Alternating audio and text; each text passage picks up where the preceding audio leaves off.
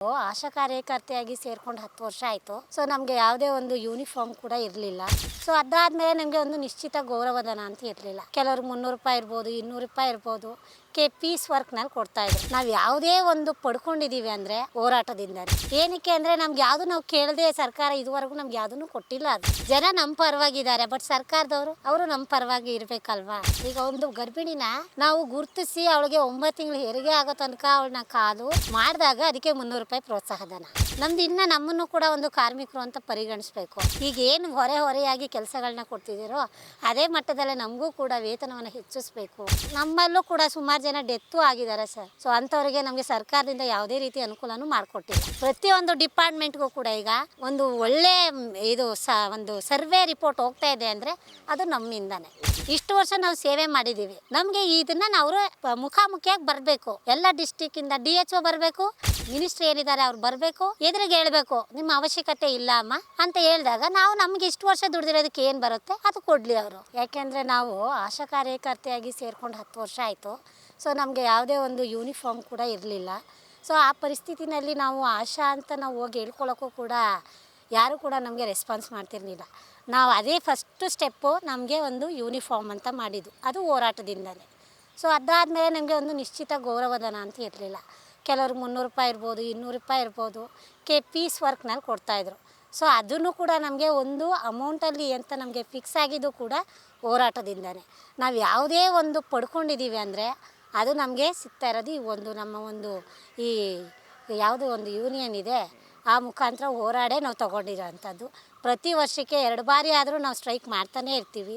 ಏನಕ್ಕೆ ಅಂದರೆ ನಮ್ಗೆ ಯಾವುದು ನಾವು ಕೇಳದೆ ಸರ್ಕಾರ ಇದುವರೆಗೂ ನಮ್ಗೆ ಯಾವುದನ್ನು ಕೊಟ್ಟಿಲ್ಲ. ಅದು ನಾವು ಕೇಳಿದ್ರೇ ಅದು ನಮಗೆ ಕೊಡೋವಂಥದ್ದು. ಸೊ ಅದರಿಂದ ನಾವು ಆ ಒಗ್ಗಟ್ಟಿಂದಲೇ ನಾವು ಏನೇ ಪಡ್ಕೋತೀವಿ ಅಂದರೆ ಹೋರಾಟದ ಮೂಲಕ, ನಮ್ಮ ಒಂದು ಯೂನಿಯನ್ ಒಗ್ಗಟ್ಟಿನ ಮೂಲಕ, ನಮ್ಮ ಅಧ್ಯಕ್ಷರು, ಕಾರ್ಯದರ್ಶಿಗಳು ಇವರೆಲ್ಲರ ಸಹಕಾರದಿಂದ ನಮ್ಮೆಲ್ಲ ಆಶಾ ಕಾರ್ಯಕರ್ತರ ಪರವಾಗಿ ನಾವು ಈ ಒಂದು ಇದರಿಂದ ನಾವು ಪಡ್ಕೋತಾ ಬಂದಿದ್ದೀವಿ ಇದುವರೆಗೂ 10 ವರ್ಷದಿಂದ. ಪ್ರತಿಭಟನೆಗೆ ಮುನ್ನ ನೀವು ಅಧಿಕಾರಿಗಳಿಗೆ ಮನವಿ ಪತ್ರ? ಹೌದು, ಖಂಡಿತ ಹೌದು ಸರ್. ನಾವು ಫಸ್ಟು ನಮ್ಮ ಏರಿಯಾನಲ್ಲಿರುವಂಥ ಕಾರ್ಪೊರೇಟರ್ಗಳಿಗೆ ಅವ್ರ ಗಮನಕ್ಕೆ, ನೆಕ್ಸ್ಟು ನಮ್ಮ PHC ಮಟ್ಟದಲ್ಲಿ ನಮ್ಮ ಡಾಕ್ಟ್ರುಗಳಿಗೆ, ನೆಕ್ಸ್ಟು ನಮ್ಮ ಜಿಲ್ಲಾ ಮಟ್ಟದಲ್ಲಿ, ತಾಲೂಕು ಮಟ್ಟದಲ್ಲಿ THO ಆಫೀಸ್ ಕೊಡ್ತೀವಿ, ಮತ್ತು ಡಿಸ್ಟಿಕ್ ವೈಸಲ್ಲಿ DHO ಆಫೀಸಲ್ಲಿ DHO ಅವ್ರಿಗೆ ಕೊಡ್ತೀವಿ. ಸೊ ಈಗ ಎಲ್ಲರಿಗೂ ಪ್ರತಿಯೊಬ್ಬರಿಗೂ ಕೂಡ ಮನವಿ ಕೊಟ್ಟು ಪ್ರೆಸ್ ಮೀಟ್ ಕರೆದು ನಾವು ಮುಂಚಿತವಾಗಿ ನಮ್ಮ ಒಂದು ವಿಷಯಗಳನ್ನು ಜನಗಳಿಗೂ ಕೂಡ ಪಬ್ಲಿಕ್ಗಳಿಗೂ ಗೊತ್ತಾಗಲಿ ಅಂತ ನಾವು ಹೇಳ್ತೀವಿ. ಅಧಿಕಾರಿಗಳು ಜನಪ್ರತಿನಿಧಿಗಳು ಸ್ಪಂದಿಸದೇ ಇದ್ದಾಗ ನೀವು ಪ್ರತಿಭಟನೆ ಮಾಡಿದ್ವಿ. ಸ್ಪಂದಿಸಿದ್ದಾರೆ, ಬಟ್ ಕೆಲವು ಟೈಮಲ್ಲಿ. ಆದರೆ ಸ್ಪಂದಿಸೋದು ಅಂತ ಅಂದರೆ ನಾವು ಜನ ನಮ್ಮ ಪರವಾಗಿದ್ದಾರೆ, ಬಟ್ ಸರ್ಕಾರದವರು ಅವರು ನಮ್ಮ ಪರವಾಗಿ ಇರಬೇಕಲ್ವಾ. ಜನ ನಿಜ ನಿಮ್ಗೆ ಇಷ್ಟೇನಾ, ನಮಗೆ ಒಂದು ಸಂಬಳ ಅಂತ ಫಿಕ್ಸ್ ಇಲ್ಲ ಸರ್. ನಾವೇನು ಪೀಸ್ ವರ್ಕ್ ಥರ ಈಗ ಒಂದು ಗರ್ಭಿಣಿನ ನಾವು ಗುರುತಿಸಿ ಅವಳಿಗೆ 9 ತಿಂಗಳು ಹೆರಿಗೆ ಆಗೋ ತನಕ ಅವಳನ್ನ ಕಾದು ಮಾಡಿದಾಗ ಅದಕ್ಕೆ 300 ರೂಪಾಯಿ ಪ್ರೋತ್ಸಾಹ ಧನ. ಅವ್ರನ್ನ ನಾವು ಗೌರ್ಮೆಂಟ್ ಆಸ್ಪತ್ರೆನಲ್ಲಿ ಕರ್ಕೊಂಡೋಗಿ ಹೆರಿಗೆ ಮಾಡಿಸಿದ್ರೆ ಅದಕ್ಕೆ ಪ್ರಮೋಷನ್ ಅಂದ್ಬಿಟ್ಟು ಅದಕ್ಕೊಂದು 300 ರೂಪಾಯಿ ಕೊಡ್ತಾರೆ. ಇಷ್ಟೆಲ್ಲ ನಾವು ಶ್ರಮ ಪಡಬೇಕು. ಆದರೆ ಜನ ಏನು ಅನ್ಕೋತಾರೆ, ನಮಗೇನು ಒಂದು 20,000 30,000 ಬರ್ಬೋದು, ಇವ್ರಿಗೆ ಪರ್ಮನೆಂಟ್ ಇರ್ಬೋದು ಅಂತ ನೋಡಿ ಡ್ರೆಸ್ ನೋಡಿ ಅವ್ರು ಅನ್ಕೋತಾರೆ. ಬಟ್ ಆದರೆ ಇದೆಲ್ಲ ಮಾಡಿದಾಗ ಅಯ್ಯೋ ನಿಮ್ಗೆ ಇಷ್ಟೇನಾ ಅನ್ನೋದು ಕೂಡ ಜನಗಳಿಗೂ ಅರ್ಥ ಆಗಿ ಸೊ ಅವರು ನಮ್ಗೆ ಸಪೋರ್ಟ್ ಮಾಡ್ತಾರೆ ಸರ್. ಒಬ್ಬ ಆಶಾ ಕಾರ್ಯಕರ್ತೆ ಅಂದರೆ ತಳಮಟ್ಟದಿಂದ ಒಂದು ಮಗು ಬೆಳವಣಿಗೆ ಆಗೋವರೆಗೂ ಕೂಡ ಶ್ರಮ ಪಡ್ತೀವಿ. ಅದಾಗಿ ಸಮಸ್ಯೆಗಳನ್ನು ನೀವು ತುಂಬ ಸರ್. ಈಗ ಕೆಲವ್ರು ಇರ್ತಾರೆ, ಚಾಲೆಂಜಿಗೆ ಈಗ ಒಂದು ಗರ್ಭಿಣಿನ ನಾವು ಗುರುತಿಸ್ತೀವಿ ಅಂದರೆ ಕೆಲವ್ರು ಹೇಳ್ಕೊಳ್ಳೋದೇ ಇಲ್ಲ. ಸೊ ಅಂಥವ್ರನ್ನ ನಾವು ಪ್ರತಿಯೊಂದು ಮನೆ ಭೇಟಿ ಮಾಡಿದಾಗ ಅವ್ರ ಜೊತೆ ಒಂದು ಸಂಪರ್ಕ ನಾವು ಇಟ್ಕೊಂಡಿರೋದಿರ್ಬೋದು, ಅವ್ರು ನಮ್ಗೆ ರೆಸ್ಪಾನ್ಸ್ ಮಾಡೋಂಥ ಅವ್ರನ್ನಷ್ಟು ಮೋಟಿವೇಟ್ ಮಾಡಿ ಅವ್ರನ್ನ ಗುರುತಿಸ್ತೀವಿ. ಅವ್ರನ್ನ ನಮ್ಮ ಸೇವೆಗೆ ಅವ್ರನ್ನ ಕರ್ಕೋಬೇಕು ಅಂದರೆ ಸ್ವಲ್ಪ ನಿಧಾನನೇ ಕರ್ಕೊಂಡು ಅವ್ರನ್ನ ಗುರುತಿಸಿ ಅವ್ರಿಗೆಲ್ಲ ಫಾಲೋ ಅಪ್ ಮಾಡಿಸಿ ಅವ್ರಿಗೊಂದು ಒಳ್ಳೆ ರೀತಿ ಉತ್ತಮ ರೀತಿಯಲ್ಲಿ ಅವ್ರ ಆರೋಗ್ಯ, ಮಗುದು ಆರೋಗ್ಯನೂ ಚೆನ್ನಾಗಿರಬೇಕು, ತಾಯಿ ಆರೋಗ್ಯನೂ ಚೆನ್ನಾಗಿರಬೇಕು. ಇಬ್ಬರನ್ನೂ ಅವ್ರ ಸುರಕ್ಷಿತ ಹೆರಿಗೆ ಮಾಡಿಸಿ ಆ ಮಗುನ ನಾವು ಒಂದು PNC ಅಂದರೆ ಆ ಹೆರಿಗೆ ಆದಮೇಲೂ ಕೂಡ ಅವರಿಗೆ ನಾವು ಬಾಣಂತಿ ಭೇಟಿ ನಾವು ಕೊಡ್ತೀವಿ.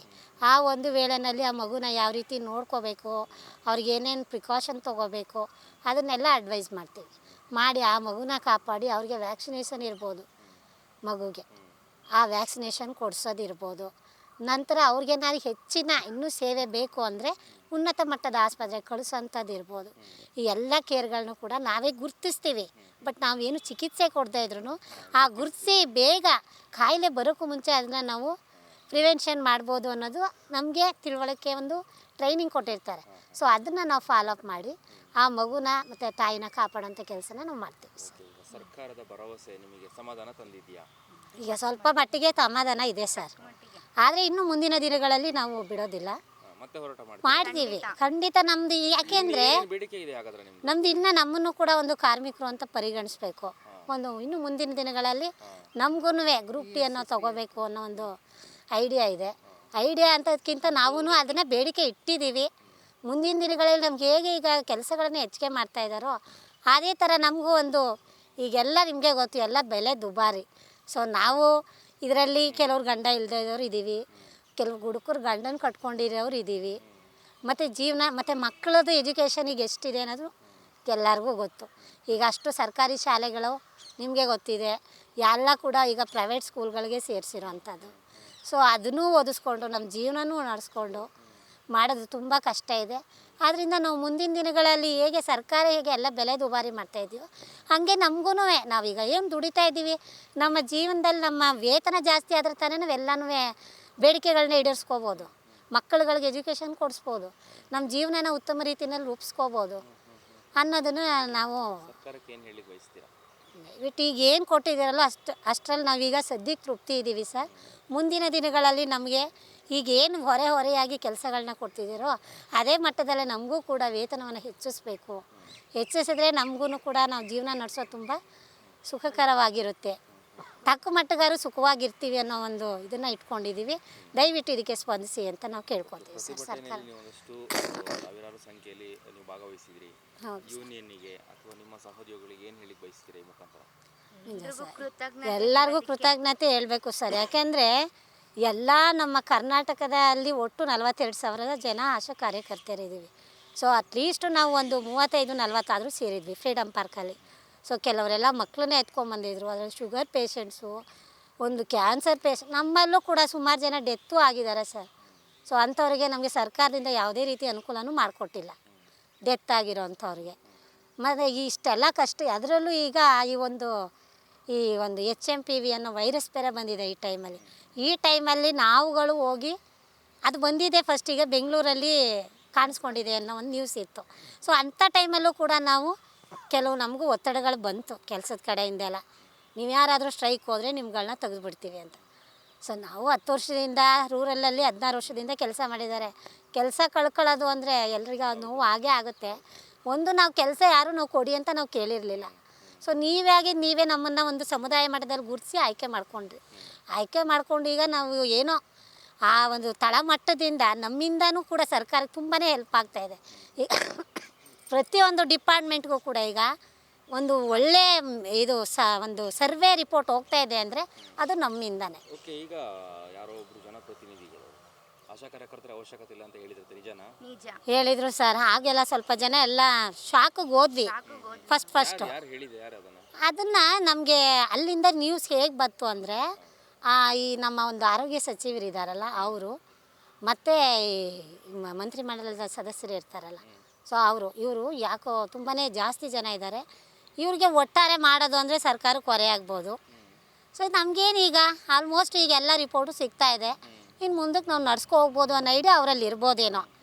ಆದ್ದರಿಂದ ಬಿಡಿ, ಆಶಾ ಕಾರ್ಯಕರ್ತರೇ ಬೇಡ, ನಾವು ಈಗ ನಮ್ಮ ಇರೋ PHCOಗಳೇ ಇವ್ರನ್ನೇ ಸ್ವಯಂ ಸೇವಕರನ್ನ ತಗೊಂಡು ಮಾಡ್ಕೊಬಿಡೋಣ ಅನ್ನೋ ಒಂದು ನ್ಯೂಸ್ ಬಂದಿರ್ಬೋದು. ನಾವು ಅದಕ್ಕೆ ಒಪ್ಪಲಿಲ್ಲ ಸರ್. ಅವ್ರು ಹೇಳಿದ್ರು ನಾವೇನು ಜಗ್ಲಿಲ್ಲ. ಇದಿಲ್ಲದೆ ಇದ್ದರೆ ದಿನ ಹೋದ್ರು ಒಂದು 500 ರೂಪಾಯಿ, ಒಂದು ಮಣ್ಣು ಹೊರಕ್ಕೆ ಹೋದ್ರೂ ನಮ್ಗೆ 300-400 ರೂಪಾಯಿ ಕೂಲಿ ಬರುತ್ತೆ. ಅಲ್ಲಿಗೆ ಹೋಗೋದು ಅಂತ ಎಲ್ಲ ಆಶೆವರೆಗೂ ಒಗ್ಗಟ್ಟಾಗಿ ಹಂಗೆ ಹೇಳ್ಕೊಂಡು, ಆದರೆ ಇಷ್ಟು ವರ್ಷ ನಾವು ಸೇವೆ ಮಾಡಿದ್ದೀವಿ. ನಮಗೆ ಇದನ್ನು ನಾವು ಮುಖಾಮುಖಿಯಾಗಿ ಬರಬೇಕು. ಎಲ್ಲ ಡಿಸ್ಟಿಕ್ಕಿಂದ DHO ಬರಬೇಕು, ನಮ್ಮ ಒಂದು ಮಿನಿಸ್ಟ್ರಿ ಏನಿದ್ದಾರೆ ಅವ್ರು ಬರಬೇಕು, ಎದುರಿಗೆ ಹೇಳಬೇಕು ನಿಮ್ಮ ಅವಶ್ಯಕತೆ ಇಲ್ಲ ಅಮ್ಮ ಅಂತ ಹೇಳಿದಾಗ ನಾವು ನಮಗೆ ಇಷ್ಟು ವರ್ಷ ದುಡ್ದಿರೋದಕ್ಕೆ ಏನು ಬರುತ್ತೆ ಅದು ಕೊಡಲಿ. ಅವರು ಕೊಟ್ಟರೆ ನಮಗೇನು ಇಲ್ಲಿ ಮಾಡುವಂಥ ಅವಶ್ಯಕತೆ ಏನಿಲ್ಲ. ಈಗೆಲ್ಲ ಗಾರ್ಮೆಂಟ್ಸ್ಗಳಿದೆ, ಬೇಜೇನಿದೆ ಸರ್. ಆದರೆ ಏನಂದರೆ ನಾವು ಒಂದು ಸೇರಿದ್ದೀವಿ, ಒಂದು ಆಸೆ ಅನ್ನೋದು ನಮಗೂ ಇರುತ್ತೆ. ಅದಕ್ಕೋಸ್ಕರ ಈ ಒಂದು ಉದ್ಯೋಗನ ನಾವು ಅಂದರೆ ಒಂದು ನಮ್ಮ ಜನಗಳ ಮಧ್ಯೆ, ನಮ್ಮ ಸಮುದಾಯ ಜನ ಅನ್ನೋ ಒಂದು ಒಡನಾಟ ನಮ್ಮಲ್ಲಿ ಇದೆ. ಆದ್ದರಿಂದ ನಮಗೂ ಒಂದು ರೀತಿ ಅಯ್ಯೋ ಹೊಟ್ಟೋಗ್ಬಿಡುತ್ತೆ ಅನ್ನೋ ಕೆಲಸ ಅನ್ನೋ ಭಯ ಇತ್ತು. ಆದರೆ ನಾವು ಆ ಪಟ್ಟಾಗಿ ಹೋದ್ರೆ ಹೋಗಲಿ ಅನ್ನೋ ಚಿಂತೆ ಬಿಟ್ಟು ನಾವು ಹೋರಾಡಿದ್ವಿ ಸರ್. ಹೋರಾಡಿ ಈಗ ಹೆಂಗೋ ಅದು ಅವತ್ತು ಸಂಜೆವರೆಗೂ ಭೇಟಿ ಮಾಡಿದ್ದಾರೆ ನಮ್ಮ ರಾಜ್ಯ ಕಾರ್ಯದರ್ಶಿ ನಾಗಲಕ್ಷ್ಮಿ ಮೇಡಮ್ ಅವರು.